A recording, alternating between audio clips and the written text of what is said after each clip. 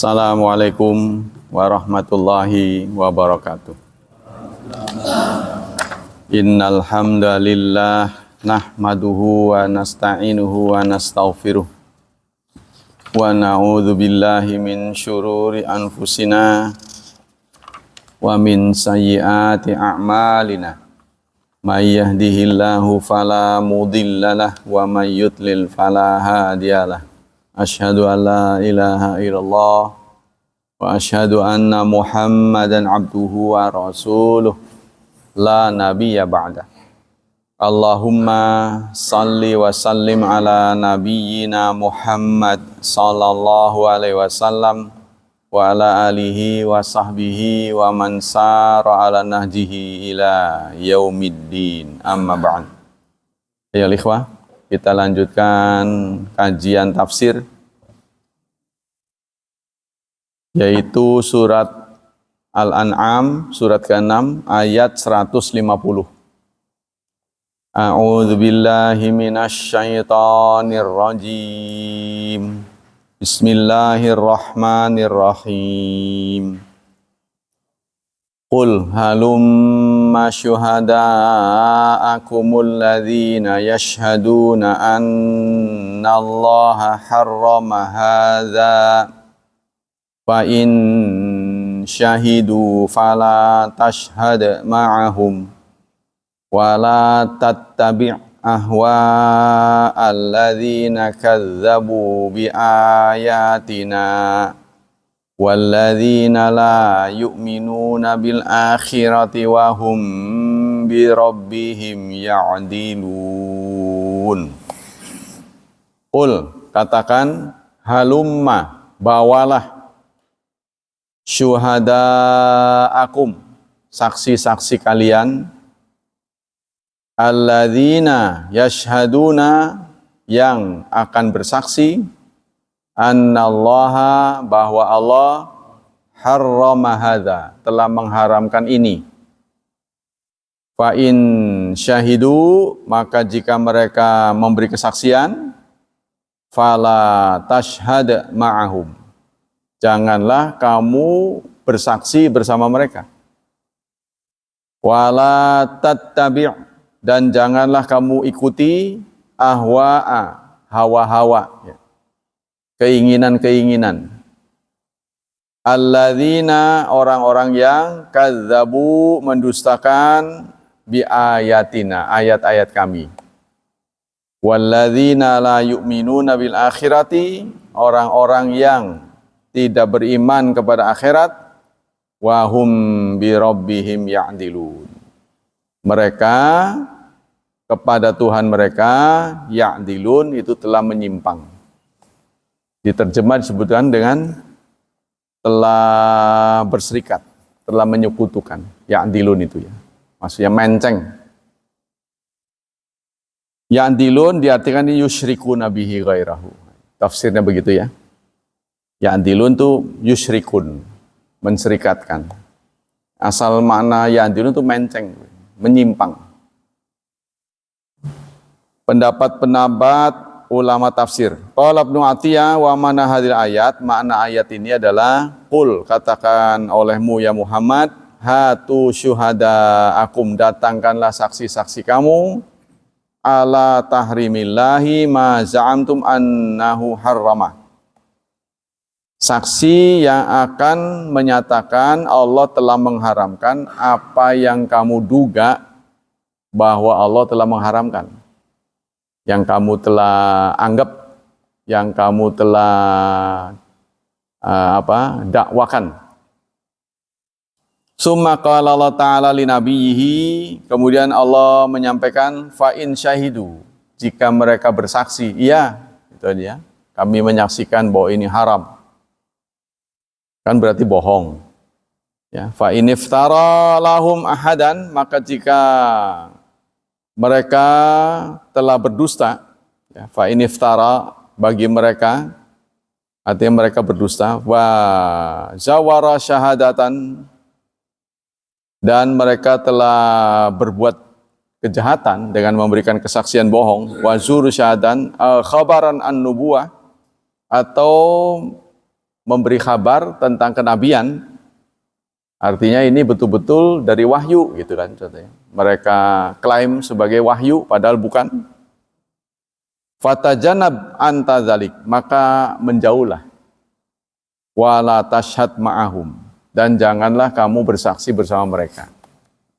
Nah, ini kan ayat ini kalau kita pikir agak gimana ya? Bela diri itu, berapologi sih. Ya, kalau ini datangnya dari manusia. Katakan, ya, bawakanlah saksi-saksi yang memberi kesaksian bahwa Allah telah mengharamkan ini. Nah, terus mereka memberi kesaksian.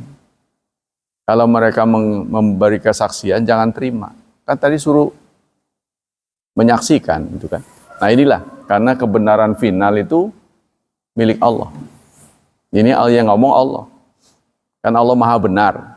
Kalau mereka mengatakan sebenarnya mereka bohong, tapi mereka katakan saya memberi saksi. Kan Allah maha tahu. Ya, jadi ayat ini, katakan pada mereka bawa saksi-saksi untuk menyaksikan bahwa Allah telah mengharamkan ini. Nah udah dibawa tuh, diturut dibawa. Lalu mereka menyaksikan, iya benar, jangan diterima. Kan? Jadi kan sama aja nggak usah memberi kesaksian. Karena Allah sudah tahu pasti kesaksian itu bohong. Wala tattabi'. Nah, selanjutnya, walladzina fala yuridla tanhatum min syahawatil kufur. Janganlah kamu ikuti hawa nafsu mereka. Maksudnya janganlah kamu turun. Ya, maksudnya turun itu apa? Ngalah untuk menerima kesaksian orang kafir. Wa tawafuqihim ala muhabbihim, serta kamu tawafuk, setuju terhadap apa yang mereka sukai. Nah, janganlah kita menuruti kemauan orang kafir. Walladzina la yu'minun.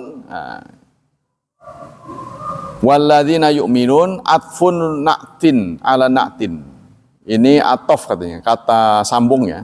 Kama taqulu ja'ani karim wal akil. Nah, jadi orang-orang yang tidak beriman, orang yang tidak beriman, mereka telah memusyrik. Nah, orang yang tidak beriman terhadap akhirat berarti telah menyerikatkan Allah. Qala Muhammad Rashid Ridha, "Tsumma inna ta'ala amara rasulullah bi ayyatali wa musyrikin qaumahu bi ihdari man asahum ya'tamidun al minasyuhada." Kata Muhammad Rashid Ridha, Allah menyuruh kepada rasulnya menuntut ya kepada orang-orang musyrik agar mendatangkan saksi. Untuk apa? Fi isbati tahrimillahi ta'ala alaihim madda'auhu minal muharramat, yaitu menetapkan apa yang kata mereka Allah telah mengharamkan. Ya, jadi ini ayat ini memberi inspirasi pada kita, penegasan Allah bahwa hak menghalalkan dan mengharamkan itu adalah milik Allah. Tidak boleh sekali-kali kita terbaliknya, menghalalkan yang Allah haramkan atau mengharamkan apa yang Allah halalkan karena ada kepentingan. Nah, itu nggak boleh. Wasajjala alaihim ittibal hirzi wal khirsi, dan Allah mencatat ya, suatu sikap manut kepada dugaan. Jadi sekedar dugaan. Jadi banyak mitos. Jadi mitos katanya begitu. Nah, tidak berlandaskan dasar fakta dan data. Liyadhara lahum annahum laisu ala syai'in yu'tadda bi minal ilmi al-istidlali, supaya kelihatan bahwa apa-apa yang mereka dakwakan itu, mereka klaim itu tidak berdasarkan data. Ya, kalau sudah dihubungkan dengan begini akan terungkap ya. Tapi biasanya orang kalau udah melakukan itu secara turun-temurun biasanya nggak mau terima gitu. Datanya begini nggak mau terima. Wala syuhudi, baik dari sisi ilmu maupun dari sisi orang. Kalau ada siapa yang menyaksikan. Wala ala syai'in minan naqli, dan tidak pula sesuatu dari naql. Naql itu arsip. Ada enggak arsipnya bahwa Allah mengharamkan itu? Anzi ilmin syuhudin, berdasar dari ilmu yang bisa diteliti bersama. Qul halumma syuhada yashhadu anna ay ahduru syuhada'akum alladzina yukhbiruna an ilmin syuhudin anna Allah harrama alaikum hadza alladzi za'amtum tahrimahu. Artinya hadirkan kesaksian-kesaksian. Hadirkan para ilmuwan-ilmuwan. Ya, tapi gitulah. Ilmuwan juga dihadapkan pada kepentingan, dia bisa berubah ya. Orang yang teguh pada ilmu ya biasanya sepi peminat. Nah, biasanya tergantung order sih. Ya, karena orang itu kan sifatnya subjektif. Sulit menjadi orang yang objektif, ngomong apa adanya, ngomong yang sesungguhnya. Susah karena ada kepentingannya. Bisa dipesen lah. Li'annahu ma thamma syuhada yashhadun, karena tidak mungkin ada saksi. Wa huwa kal istifham anil ilmi dzalik, ini seakan-akan merupakan pertanyaan. Jadi coba bawa saksi, kalau memang benar mereka menyaksikan, jangan ikut bersama mereka karena kesaksian bohong. Nah, ini pernyataan ini dari Allah karena Allah Maha benar. Jadi Allah tidak bisa digugat. Kalau kita kan bisa saja ya menggugat orang lain lah, menggugat pihak lain yang menurut kita salah. Tapi Allah yang nggak bisa digugat. Kalau Allah sudah ngomong begitu ya sudah. Kita percaya begitu saja. Nah, orang lain, agama lain itu berupaya supaya orang Islam ini menempatkan Quran itu sebagai buku, bukan sebagai wahyu. Jadi kalau buku kan orang nulis tuh bisa salah. Ya, dia ngomong begini-begini, faktanya mana? Fitnah ini. Kan begitu. Jadi mereka ingin menempatkan Quran itu sebagai buku. Buku karangan orang biasa. Disebut budaya, hasil budaya. Jadi kalau sudah berhasil, nah, ini akan menyebabkan orang Islam meragukan kebenaran wahyu. Nah, ini kalau sudah meragukan wahyu, sudah bangkrut itu. Keimanannya bangkrut. Ya, karena wahyu inilah di antaranya yang menyampaikan hal-hal yang tidak terjangkau oleh ilmu. Itu yang masuk kategori gaib. Ya, semua yang nilainya gaib itu akan menjadi hambar nanti. Setelah orang ngandel, wong yang dongeng juga nggak pernah ngalamin, kan begitu kan? Dongeng dengan azab kubur, tentang pengadilan Allah di akhirat. Lah yang ngomong aja belum pernah ngalamin. Nah, makanya itu ada kata-kata. Orang nyebut itu peramal-peramal. Ustadz-ustadz itu peramal-peramal. Ada yang ngomong begitu kan? Ngalamin aja belum gitu. Nah, ya kan dia dapetin dari sini, dari dalil-dalil. Ya, sayatikum zamanun, Rasulullah suka ngomong nanti akan datang zaman itu. Kalau orang tidak beriman kan menganggap Rasulullah itu peramal. Kan? Kan begitu kan? Wa qaulihi min qablu am kuntum syuhada'a idz wasaqum bihadza, sama dengan surat ini, surat 144 ya. Surat yang sama, surat 6 144. Apakah kamu menjadi saksi saat nabi-nabi itu memberi wasiat? Apa kamu menjadi saksi sehingga kamu ngotot menyatakan hal seperti tadi? Jadi orang Israel mengatakan Ibrahim itu adalah nabi mereka. Artinya Ibrahim itu Yahudi katanya. Ibrahim kata diakui oleh orang Yahudi sebagai Yahudi. Orang Nasrani mengatakan ya Ibrahim orang Nasrani. Memang titik temunya kan di Ibrahim ini. Ya, Nabi Ibrahim ini nabi yang diakui 3 agama. Ya kan? Ada tempat yang diakui 3 agama, itulah Masjid Al-Aqsa. Ya kan? Kalau Masjid Hidayatullah kan yang masuk orang Islam semua. Ya kan? Masjidil Haram yang masuk ya orang Islam semua. Tapi Masjidil Aqsa itu tempat yang diakui 3 agama. Tuh. Sehingga mereka berebut. Maka itu akhirnya dibagi-bagi, disekat-sekat. Masjidil Aqsa diakui orang Islam sebagai tempat suci. Oleh orang Yahudi sama diakui. Nah, jadi potensi kunjungannya akan besar sekali.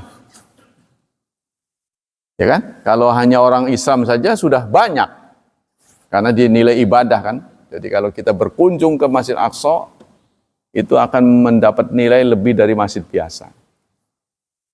Orang Yahudi juga begitu. Di sana ada tembok ratapan. Orang Nasrani juga begitu. Dan ini potensi sangat besar. Kalau bisa diserahkan kepada bangsa Indonesia, waduh. Ya. Maksudnya devisa gitu. Kan devisa yang paling nyaman kan wisata kan. Karena itu hanya infrastrukturnya aja, jalannya dibagusin, nyaman, teduh itu. Waduh udah dapat mana-mana lah. Nah, kita lanjutkan. Wa kaqaulihi min qablu. Nah, itu ya. Faraji tafsir walam yakul hatu syuhada. Nah, singkatnya gitu ya. Singkatnya ayat ini menyatakan memberi tantangan, menantang supaya mereka memberikan kesaksian. Kemudian di akhir ayat walladzina hum ala jahlihim wattiba'ahum la yu'min bil akhirah. Manusia-manusia tertentu karena kebodohannya. Ini karena bodoh. Bodoh itu tidak berilmu, nggak ngerti, ya. Maka mereka tidak akan percaya pada akhirat. Jadi orang yang tidak percaya pada akhirat itu orang bodoh karena ilmunya kurang. Makanya itu ada banyak orang yang ingkar. Kadang-kadang ininya topengnya ustadz lagi, susahnya itu. Ini sekarang viral itu. Jadi jangan menganggap yang tuh nanti di sana. Di kotak-katik. Jadi kalau saya melihat sih ujung-ujungnya supaya orang Islam tuh meragukan Islam. Kayaknya kerjaannya begitu. Yang ada di internet tuh di dekat masjid pasti ada tulisan batas suci. Mereka tuh menganggap dirinya suci. Berarti di luar sana nggak suci. Ini arahnya kemana gitu tuh. Kan ini nggak mudeng. Kan kita suka nulis tuh di undak-undakan masjid batas suci. Kan? Ngomongin batas suci. Kok suci dibatasin katanya? Ini orang ini ngamplong. Wong maksudnya supaya kita jangan bawa sendal kotor.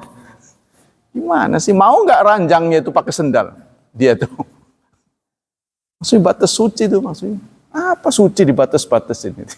Seakan-akan yang di bawah lingkungan ini adalah orang-orang suci di luar sana. Memang ada gitu anggapan begitu. Ya begitu. Iya kayaknya otaknya begitu. Itu dulu pernah digerebek. Kalau saya lihat terus saya telusuri. Ini sebenarnya dia ahli fisika. Dia dosen fisika yang ngajar di Universitas Pendidikan UPI. Nah, ngajar di UPI, dia punya pengetahuan sedikit lah tentang agama. Anehnya dia terjun di bidang agama dikait-kaitkan dengan fisika tanpa dalil. Tanpa dukungan dalil. Sesat juga jadi. Ya, sesat juga itu. Karena itu begitulah. Kalau kita memang tidak mengikuti pesan Rasulullah, lan tadillu abadan. Kamu tidak akan sesat selamanya. Kitab Allah wa sunnat Rasulih. Dua ini tidak boleh dipisah. Dua ini sumber kebenaran, saling menafsirkan. Jadi kalau dipisah pun sesat kita. Quran saja sesat. Hadis saja sesat. Seperti yang saya kemarin katakan, bahwa dalam Quran itu, surat yang kemarin itu, menyatakan yang haram itu cuma 4. Ya kan? Lebih dari itu, Seakan-akan tidak ada, la ajidu, aku tidak temukan kecuali 4 ini, bla bla bla bla. Kemarin tuh surat yang sama 145 apa? Sudah lewat. Dalam hadis ada tambahan, yaitu hewan yang bertaring, terutama yang darat ya, yang laut semua, yang hidup di air semua halal. Bahkan untuk ikan sekalipun sudah jadi bangkai boleh dimakan kan. Bangkai, 2 bangkai yang dihalalkan ya. Pertama adalah bangkai ikan, satu lagi belalang. 2 darah yang dibolehkan, yaitu hati sama apa itu? Limpa apa, Pak? Empedu. Nah, itu ya. Jadi yang nggak boleh itu darah yang mengalir saat disembelih. Itu yang haram. Nah, khusus di 4 itu yang disebut cuma babi dalam bentuk binatang ya. Tapi kalau darah kan semua darah. Darah kan bukan binatang, bagian dari binatang. Tapi yang disebut binatang itu khinzir. Babi. Babi ini walaupun disebut di sana tuh dagingnya, tapi seluruh tubuhnya tidak boleh. Jadi jangan karena disebut daging, minyaknya boleh, berarti kan gitu kan. Jadi anggapannya begitu, ini salah. Jadi min iradatil kul, ya, min iradatil juz wa iradatil kul. Nanti ada pelajaran tata bahasa, sastra, balaghah, yang dimaksud sebut sebagian. Sama dengan saya mengetuk pintu. Kan sebenarnya yang diketuk sebagian doang, kan pintu lebar begitu. Contohnya ini, saya mengetuk meja, kan yang diketuk cuma ini doang. Tapi suka disebut sebaliknya. Begitu juga kadang-kadang disebut sebagian, maksudnya semua. Nah, sama dengan itu, diharamkan daging babi. Bukan berarti minyaknya yang bukan daging berarti boleh gitu. Seluruh tubuh. Nah, dalam tambahan dalam hadis Sahih Bukhari Muslim ditambah dengan binatang darat yang bertaring, bergigi ya, bertaring. Terus burung yang berkuku. Tambahan lagi humurul ahliyah, keledai yang jinak. Tapi nanti dari ketentuan Rasulullah ini harus kita belajar lagi, wawasan lagi. Buktinya yang namanya dubuk itu bertaring, boleh tapi. Karena Rasulullah sendiri pernah makan. Nah, untuk biawak, nggak pernah Rasulullah makan. Tapi bukan berarti haram. Nah, ini kita dapat pelajaran. Jadi nggak semua yang tidak dimakan oleh Rasulullah berarti haram. Orang yang kekeh mengatakan buaya masuk kategori bertaring, sehingga dia nggak makan. Tapi Syekh Utsaimin mengatakan halal. Kenapa buaya halal? Karena semua binatang yang hidup tidak bisa hidup tanpa air, dia masuk kategori binatang air. Termasuk di dalamnya kodok. Tuh. Termasuk di dalamnya kodok. Padahal nanti ada hadis lagi yang mengatakan tidak boleh bunuh kodok. Kan gitu kan? Nah, ini menjadi kontroversi. Makanya masuk khilafiyah. Orang-orang Nahdiyin sendiri mengatakan kodok haram. Tapi dia kodok haram itu bukan dari sisi karena hidup di 2 tempat. Nah, Syekh Utsaimin mengatakan pokoknya ada binatang yang hidup nggak bisa hidup kecuali harus ada air, itu masuk kategori hewan air. Contohnya anjing laut, ketika dia ke darat kan bisa dia ngejar-ngejar kita malah. Tapi dia nggak bisa lepas dari air. Ya kan? Begitu juga apalagi tuh. Pokoknya yang nggak bisa lepas dari air, yang namanya kalau menjadi hewan darat tuh nggak boleh. Babi laut, singa laut gitu. Pokoknya yang laut-laut tuh boleh semua. Ya, nah itu. Nah ini kita harus mendapat gambaran lebih utuh. Apakah status Rasulullah ketika memfatwakan, mengharamkan itu status sebagai kepala negara? Jadi sebagai kepala negara menjaga habitat supaya tidak punah. Sebab ini kalau terus ya dikonsumsi akan punah. Apa begitu? Nah ini menjadi perselisihan di kalangan ulama. Ayat selanjutnya 151. Qul ta'alau. Katakan, kemarilah. atlu ma harrama rabbukum alaikum. Aku akan membacakan apa yang Tuhan kamu haramkan alaikum atas kalian. Apa itu? Allah tusyriku bihi syai'a. Pertama, jangan serikatkan. Janganlah kamu menserikatkannya dengan apapun. Qala al-Qurtubi hadhil ayat amru minallah li nabihi bi ayyad'a jami'al khalqi la sama'i tilawati ma haramallah. Kata al-Qurtubi, ayat ini merupakan perintah dari Allah kepada nabinya agar membacakan ayat. Wa hakadha yajibu ala man ba'dahu minal ulama ayyubalighan nas wa yubayyinu lahum ma haramallahu alaihim mahalla. Begitu juga karena nabi sudah tidak ada, maka kewajiban ini diemban oleh para alim ulama, ya, para dai untuk menyampaikan apa yang Allah haramkan. Wa qala Muhammad Rashid Ridha, kata Muhammad Rashid Ridha, bayyana ta'ala fima qabla hadhil ayat hujjatau baligha 'alal musyrikin. Pada ayat sebelumnya Allah menjelaskan hujjah.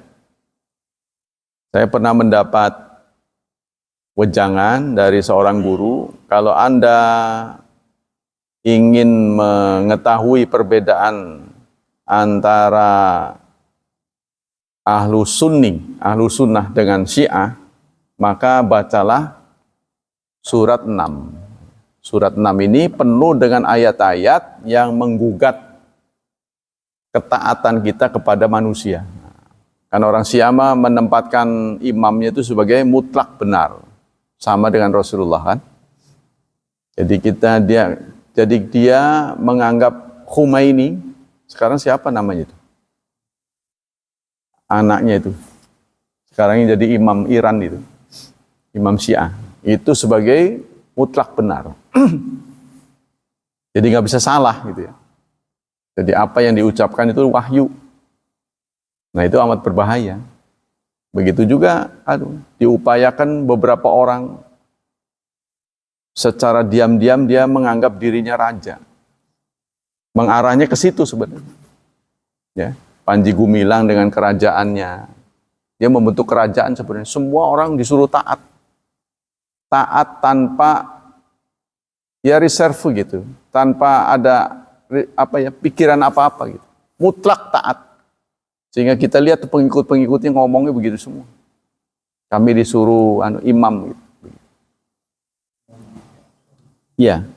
Wa dahada syubhatahum allati ihtajju bi ala syirkihim wa iftiraihim alaihi ba'da an bayyana lahum jami'a ma haramallahu ala ibadahu minat ta'am. Tsumma bayan fi ayat usulan muharramat wa ma jami'a. Pada ayat ini Allah menyatakan prinsip-prinsip yang haram. Pertama, tidak boleh musyrik.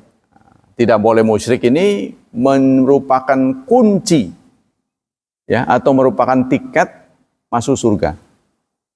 Dalam surat 6 ayat 82 Allah sebutkan walladzina amanu, orang yang sudah beriman, walam yalbisu imanahum bidzulmin, dan tidak menodai keimanannya dengan syirik, faulaika humul amnu, maka mereka mendapatkan amnu. Amnu itu garansi masuk surga. Wahum muhtadun, dan pasti akan ditunjukkan ke sana, diarahkan ke sana. Yang penting itu bagi orang Islam satu saja syaratnya untuk masuk surga, tidak musyrik. Tuh. Jadi walaupun dosanya besar, iya, jawabannya iya. Cuma Allah tidak menjelaskan kapan-kapannya. Nah ini berbanding saudara, ya itu berhadapan-hadapan dengan pendapat orang Nasrani. Sejahat apapun, kan mereka juga begitu, pamer promosi. Sejahat apapun, kalau orang itu percaya pada Yesus sebagai juru selamat, akan masuk surga. Dan kita kadang-kadang dihadapkan pada promosi mereka ya, dakwah mereka. Apa orang Islam payah-payah? Sebenarnya orang Islam juga begitu. Sejahat apapun, cuma Allah tidak bicara waktu.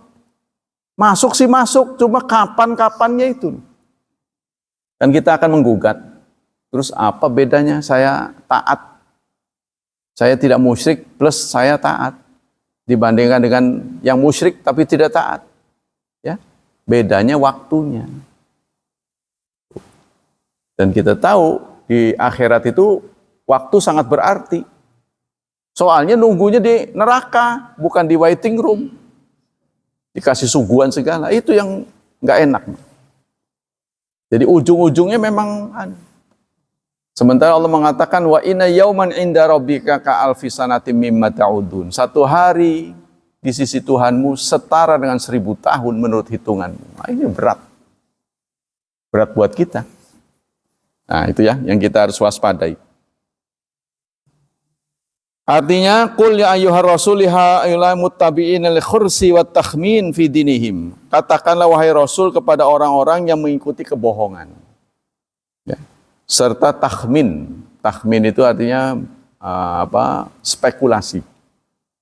Walil hawa fima yuharrimuna wa yuhallil li anfusihim wa lisarin nas bimala kamina risalati amah.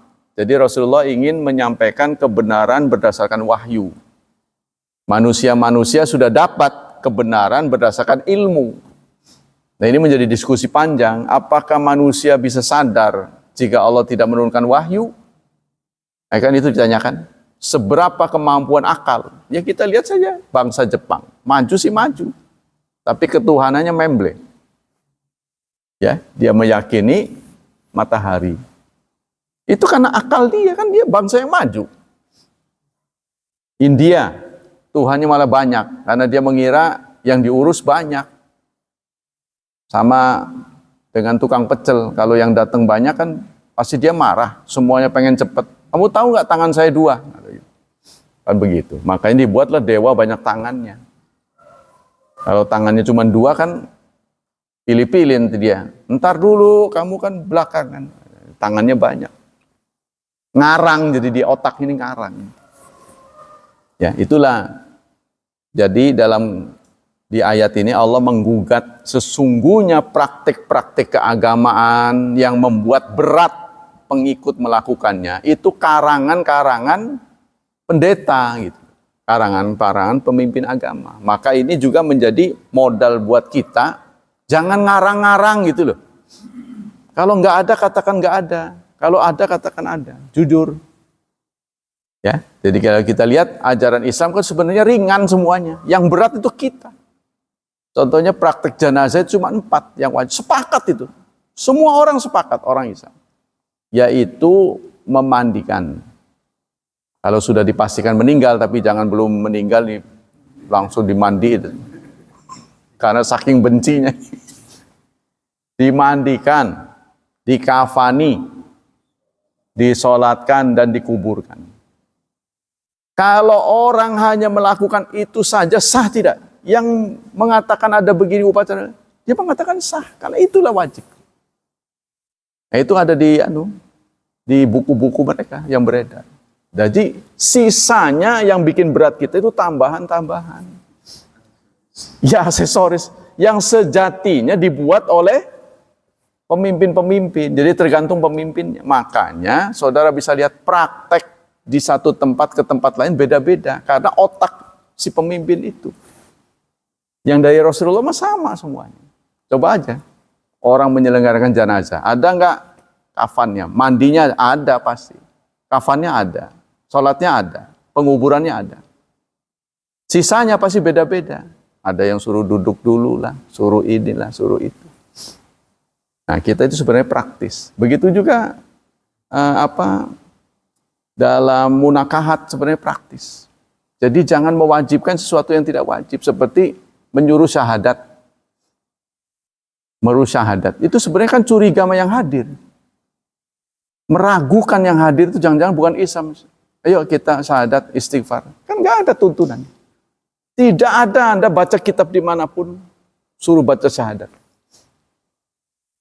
Nggak ada sebenarnya. Tapi itulah naib-naib itu yang kalau terlalu cepat kesannya gimana gitu loh. Wah ini, jadi dia agak dilamain, dimainin, ditanya-tanya, dibikin lawak.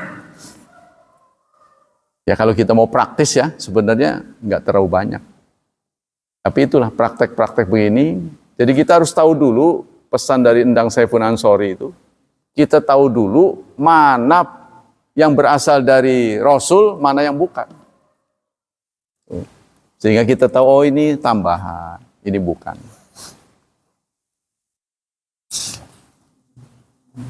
Ma'al wasaya allati bayyana biya tilawa a'ammu limudasan masawa minal ingkari ayyuhan ghairallah wali anna bayyana usul muharramat kulluha yalzamu hal hilla ma'adaha li anal asl waqad saraha bi usul wajibat min hadil halal am wa qala aidan alla tusyriku bi syai'an. Jadi pertama, jangan musyrik. Ya, pesan dari ini. Aku mau bacakan nih yang betul-betul diharamkan oleh Allah, ya. Syuru'un fi bayani ma harama rabb wa ma awsabi minal bir waqad awrada ba'du bi siqatin nahi anisyai wa ba'du bi siqatil amr bididdihi hasaba ma taqtadil balaghah. Jadi di sini digunakan kata larangan, jangan serikatkan. Bada ta'ala hadhi wasaya bi akmu haramat wa afdhaha wa ashadaha ifsadan aqli. Allah menjelaskan dengan menggunakan kata jangan musyrik. Karena musyrik ini adalah ya syarat utama bisa masuk surga. Syarat utama selamat. Tapi kalau kita jabarkan secara luas ya, bahwa kita ini adalah makhluk terbaik ciptaan Allah. Jadi jangan mengangkat makhluk apapun ya untuk menengahi antara kita dan Allah. Prinsipnya begitu. Nah, kalau kita sesama manusia gimana? Ya sesama berarti sama-sama unggul. Kita boleh minta bantuan, tapi ketika manusia itu sudah meninggal, tidak bisa diminta bantuan. Siapapun, ya, hatta terhadap Rasulullah. Ya Rasulullah, waduh saya lagi kesulitan, nggak boleh. Jadi jangankan kepada orang biasa, kepada siapa itu biasanya, mbah siapa, buyut siapa, itu nggak dibolehkan. Hadis-hadis berkaitan dengan ayat ini. An Sa'id bin Jubair, amarani Abdurrahman ibnu Abza qal sal ibni Abbas an hatain ayataini ma amarahumahumla ma amarahuma. Dari Sa'id bin Jubair, Abdurrahman bin Abza menyuruh aku untuk bertanya kepada Ibnu Abbas ya tentang ayat ini. Wala taqtulun nafsalati haramallah wa may yaqtul mu'mina muta'ammidan fasa'altu Ibnu Abbas faqala lamma unzilat alati fil Quran qala musyriku ahli Makkah. Lalu saya bertanya pada Ibnu Abbas, apa maksudnya? Kata Ibnu Abbas, musyriku ahli Makkah yang dimaksud ayat dalam surat 25 ini, surat berapa ini? Surat 25 surat 4 ya, surat 4 ayat 93. Barang siapa yang membunuh mukmin secara sengaja. Lalu aku bertanya pada Ibnu Abbas, lamma unzilat alati fil Furqan qala musyrik al-Makkah faqad qatalna nafsa allati haramallah wa da'awna ma Allah ilan akhar wa qad ataina fawahish fa anzalallah. Lalu Allah turunkan surat 25 ayat 70. Maksudnya di surat 4 ayat 93 ini menjelaskan barang siapa yang membunuh mukmin secara sengaja maka dia akan kekal di neraka. Kalau kekal di neraka kan sudah tidak ada harapan. Ya, lalu orang-orang pada bicara, waduh, kalau begitu apalah artinya kami berjuang? Sementara memang kami sudah pernah membunuh. Mereka ini sudah merasa dirinya sudah pernah membunuh. Karena kesengajaan. Ya kan? Kan mereka ini dulunya musyrik. Perang sama orang Islam kan? Kan orang Islam dibunuh sama dia. Nah, turun ayat, barang siapa yang membunuh umat Islam secara sengaja, muslim dengan sengaja, mukmin dengan sengaja, maka faja'uhu jahannam khalidina fiha. Maka balasannya adalah neraka, kekal di sana. Nah, setelah mereka muslim, turun ayat ini, mereka lalu bertanya terhadap nasib mereka. Waduh, kalau udah kekal mah ya tertutup pintunya. Terus buat apa kita berjuang? Nah, maka turun itu surat 25 ayat 70. Illa man taba wa amana wa amila salihan, kecuali orang yang bertobat, beriman dan beramal saleh. Maka mereka pun gembira lagi. Ya, jadi orang-orang sahabat ini sangat sensitif, sangat sensitif untuk melihat peluang masuk surga. Ya, kalau begitu dibilang nggak bisa, waduh, lemes lah. Jadi buat apa saya berjuang kalau bakalnya nggak bisa masuk? Gitu kan? Kemudian dari Abdullah bin Mas'ud, sa'altun nabiyya, aku dari Abdullah bin Mas'ud, aku pernah bertanya pada Rasulullah, ayu dzambi a'dzam min indallah. Dosa apa yang paling besar? Jadi dalam Islam ini ada dosa kecil, ada dosa besar, ada dosa paling besar. Ya, ada 3. Dosa kecil itu bisa hapus dengan sholat berjamaah. Ya, dosa kecil itu apa? Ngelihat yang bukan muhrim. Itu dosa kecil kategorinya. Nah, itu bisa hapus dengan sholat berjamaah, berwudu dengan baik. Ada lagi dosa besar. Dosa besar adalah dosa yang hukumannya tercantum dalam Quran. Mencuri, membunuh kan had, ya. Dikisas, mencuri potong tangan, berzina itu pokoknya yang ada hukumannya lah. Ya, ada sanksinya maksudnya. Hukumannya ini haram, kemudian ada sanksinya. Itu masuk kategori dosa besar. Ada dosa yang paling besar, itulah musyrik. Nah, kalau musyrik itu sudah tidak percaya pada Tuhan, sudah pangkalnya gitu. Boro-boro mau taat, wong kepada Allahnya udah nggak percaya, apalagi aturannya. Nah, itulah. Maka itu yang paling fatal. Jadi kalau orang sudah musyrik, ya, kalau sudah muslim berarti namanya murtad. Ya, maka itulah kebangkrutan keimanan. Nah, bangkrut imannya kalau ibarat orang dagang. Fakultu, lalu Rasulullah menjawab, anta ja'ala, Anda menjadikan lillahi niddan, tandingan. Anda membuat tandingan kepada Allah.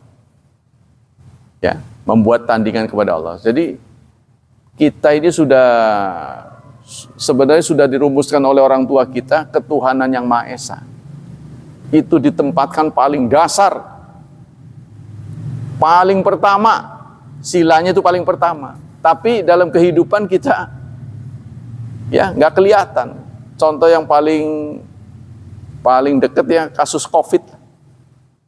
Kasus COVID. Itu jarang keluar dari mulut pejabat kata-kata begini. Kita sebagai bangsa yang berketuhanan, marilah kita ingat Tuhan. Jangan terlalu panik. Sebenarnya menurut saya tapi nggak tahu salah atau benar. Yang paling penyebab banyak korban kepanikan sebenarnya. Menurut saya ya. Penyebab kita kematian ini belum tentu murni COVID. Karena kepanikan. Jadi karena panik. Karena ini musibah baru ya. Fenomena anyar itu. Yang dulu-dulu nggak pernah terjadi. Jadi petugas kesehatan juga belum ngerti. Yang dirawat juga nggak ngerti, sehingga antrian panjang, nggak tertangani, itulah penyebab. Bayangkan saja ketika mereka diisolasi, makanannya kan tidak teratur, yang ngasih juga takut-takut gitu, takut berbisa kan, seakan-akan melihat orang kena COVID ini seperti ular berbisa gitu, tubuhnya seakan-akan ada bisanya gitu, ketakutan. Jadi jangan sampai ketempelan, seakan-akan begitu. Bayangin pakai baju apa itu namanya? Hamad ya. Baju itu. Ya itu. Petugas kesehatan itu. Itu nggak dilepas, Pak. Nggak dilepas. Jadi karena baju ini mahal, yang steril kan sekali pakai dibuang itu. Ya. Itu harganya mahal sekali sehingga mereka minta bantuan dari rakyat kan. Ada yang ngasih ini ngasih. Kita ingatlah flashback kemarin. Itu sampai begitu. Sehingga mantu saya itu sampai tanya, Pak hukumnya bagaimana itu? Kalau kita nggak buka-buka, kan dia kencing juga pakai ini. Bukan pakai, iya. Jadi nggak boleh buka, nggak boleh begitu. Praktis nggak boleh dibuka aja pokoknya. Sampai udah selesai, mau pulang ke rumah baru dibuka, bajunya dibuang. Nanti dibakar. Saben hari itu. Begitu. Bayangin itu. Ya, itu yang terjadi kemarin. Nah, saya jarang mendengar. Bukan nggak ada. Jarang mendengar dari pejabat-pejabat kita kembali kepada Tuhan yang Maha Esa. Meyakinkan itu. Supaya nggak panik. Ini jarang terdengar. Malah ditakut-takutin. Wah begini, begitu. Akhirnya udah kacau balau. Udah. Awal terjadinya COVID, ada orang tanya. Bagaimana sikap Ustadz terhadap COVID? Itu sebelum marak. Baru-baru. Saya mengeluarkan 4 statement. 1, COVID dulunya nggak ada. Sekarang ada, nanti akan tidak ada. Karena semua selain Allah itu fana, tidak kekal. Kedua, seganas-ganasnya COVID itu tidak lebih, dia adalah makhluk Allah. Tidak mungkin, katakanlah kalau dalam bahasa persilatan, kesaktiannya mengalahkan kesaktian Allah. Tidak mungkin. Karena itu, kapanpun Allah berkehendak, dia akan sirna. Tapi semua ini adalah izin Allah. Yang kedua, tolong berdasarkan hadis, jangan kita sering mengucapkan kata-kata itu. Karena itu kalau diulang-ulang, itulah kata-kata itulah yang beredar di tengah-tengah kita. Saya mengambil hadis qudsi, ana inda dzanni abdi. Aku tergantung bagaimana prasangka hambaku. Kalau hamba itu menempatkan COVID bahaya, maka jadilah bahaya. Jadi COVID ini tidak lebih bahaya daripada Allah. Justru kita menganggap Allah ini bahaya kalau sampai tidak ditaati. Berbahaya buat kita. Tapi kan kita ketakutannya luar biasa, melebihi takut kepada Allah. Nah, maka itu saya mengatakan, kita harus meningkatkan ketakwaan. Gitu kan? Nanti yang bisa menghilangkan pejabat, begitu ketok palu hilang, tahu-tahu hilang aja. Karena kenapa? Kok bisa begitu? Padahal itu kan kecil. Kok bisa begitu pidato, alhamdulillah sudah hilang. Kok tahu-tahu hilang? Karena kita tidak menyebutnya lagi. Kita menyebut hilang gitu. Gitu maksud saya. Jadi kita ngomong ada, ngeri, jadi ngeri. Tuh. Jadi yang mengadakan itu bikin musibah kita sendiri. Maka itu saya dalam kata sederhana, kepanikan. Kepanikan yang luar biasa.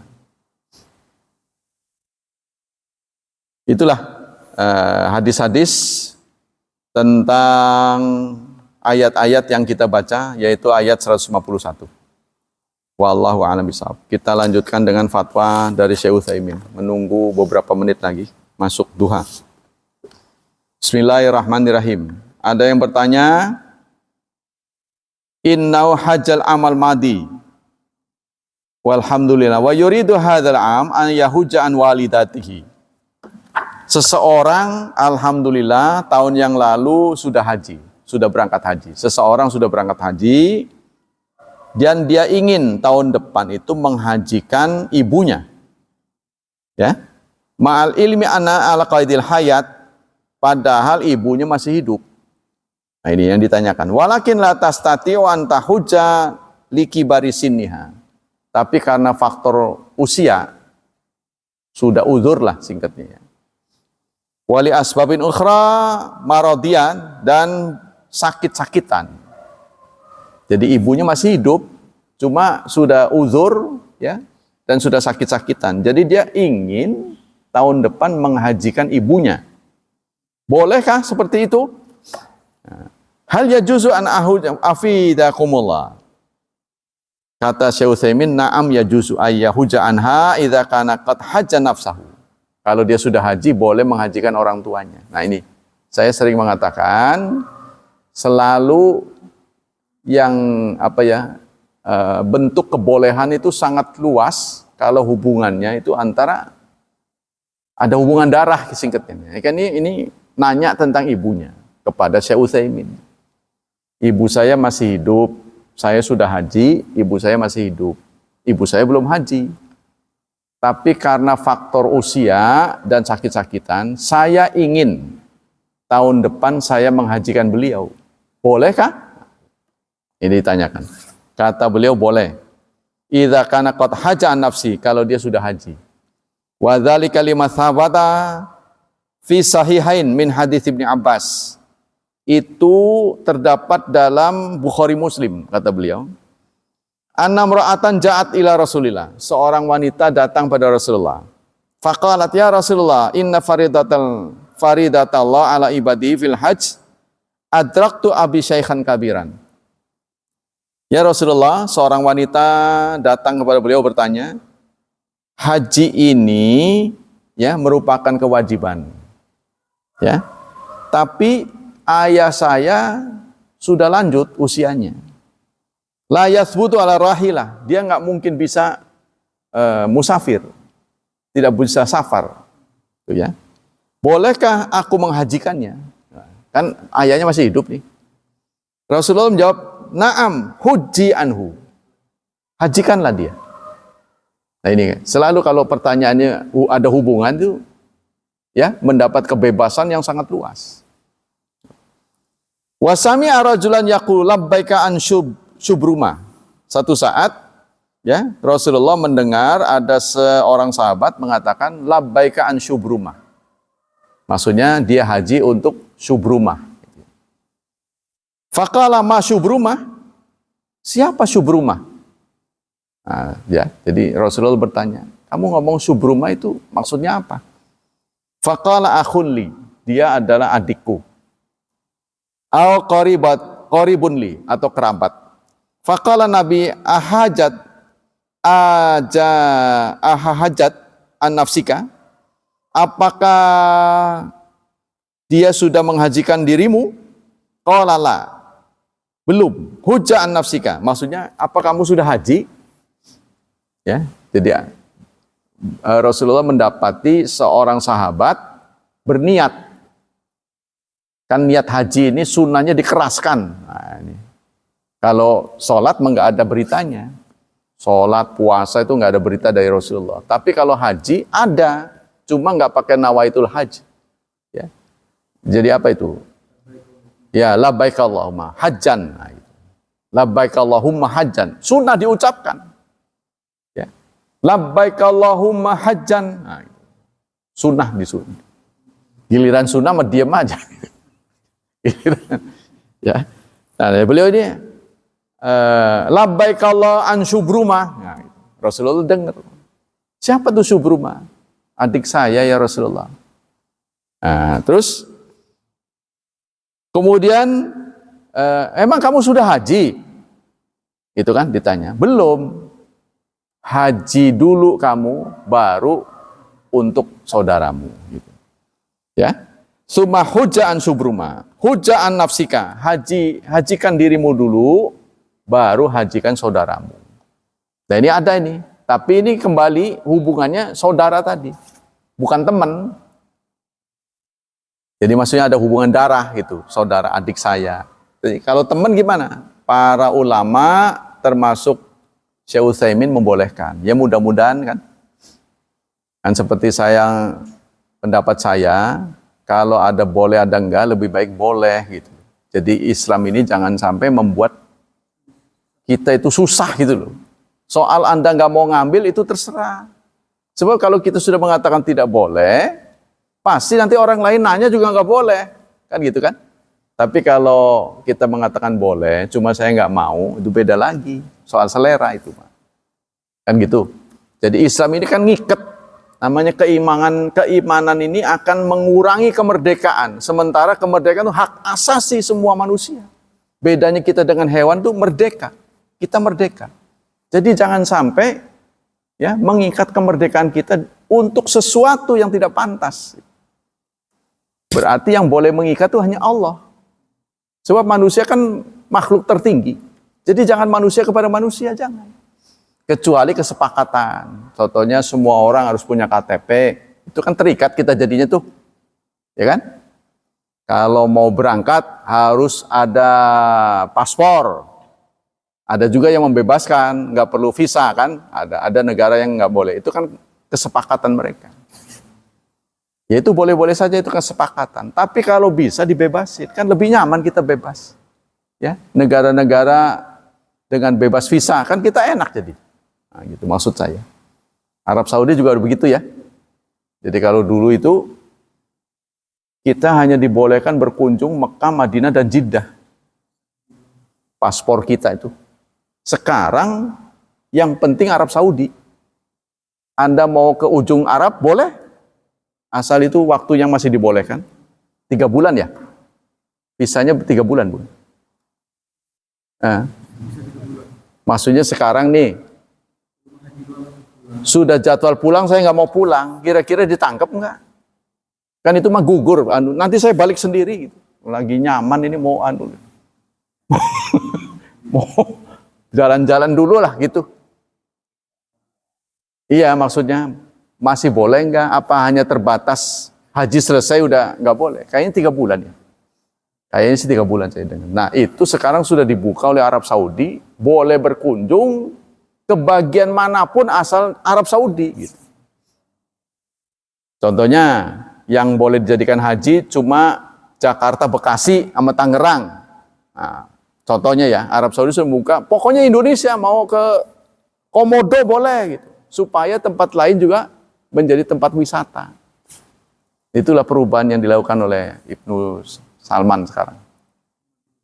Ya, katanya begitu. Jadi Arab Saudi itu jangan itu-itu aja yang dikunjungin. Bayangin yang namanya Mina, setahun cuma 3 hari. Benar nggak? Ya kan? Mina itu menjadi tempat ibadah cuma 11, 12, 13 doang. Setahun itu. Arafah apalagi parah. Cuma sehari, setahun. Kan orang umroh mah nggak perlu ke situ. Ya kan? Setahun sekali doang. Kan itu kan rugi. Tempat seablak-ablak begitu. Sayang atuh itu kan, makanya dibuat itu. Nanti kalau orang umroh silahkan ke Arafah, silahkan kemana gitu. Nah itu maksudnya. Fahadha yadul, ini menunjukkan ala anna jawaz haji ala ghair idza kana la yasi wusul ila Makkah. Walakin bi syarti ayakun hajj qad adal faridata an nafsi. Ini menjadi syarat bahwa seseorang boleh menghajikan orang lain nih, fatwa beliau ini. Ya.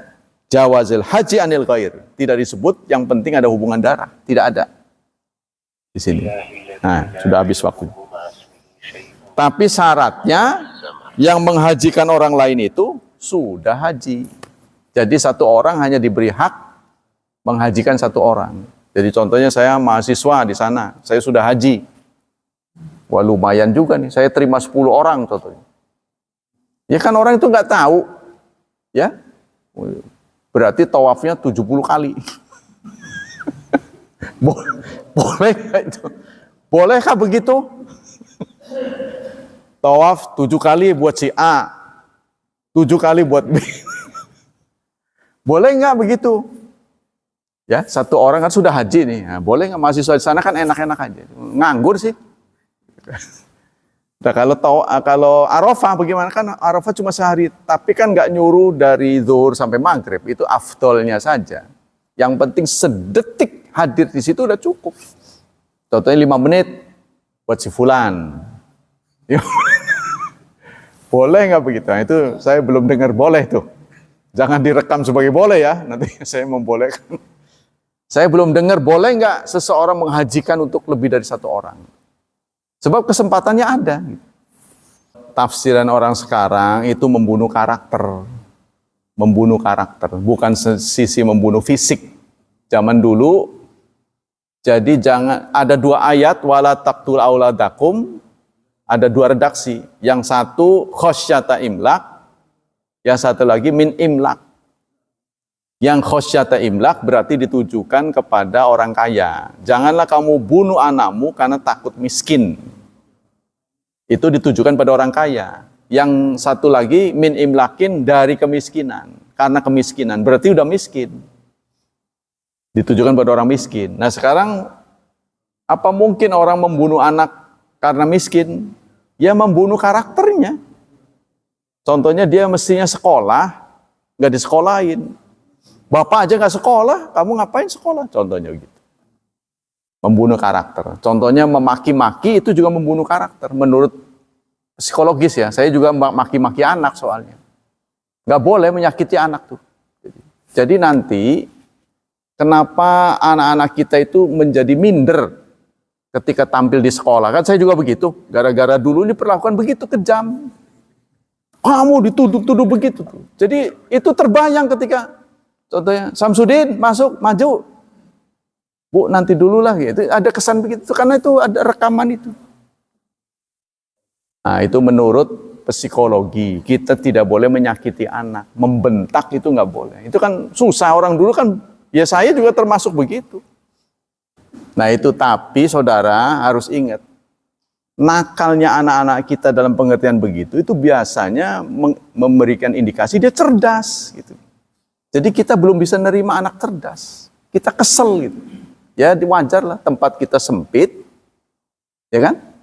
Makanya banyak warga nuntut, di mana kita bisa menggelar keluarga tempat yang lebih luas. Nuntut alun-alun. Kan Cilegon, Jombang nggak punya alun-alun. Itu yang bekas pasar tuh.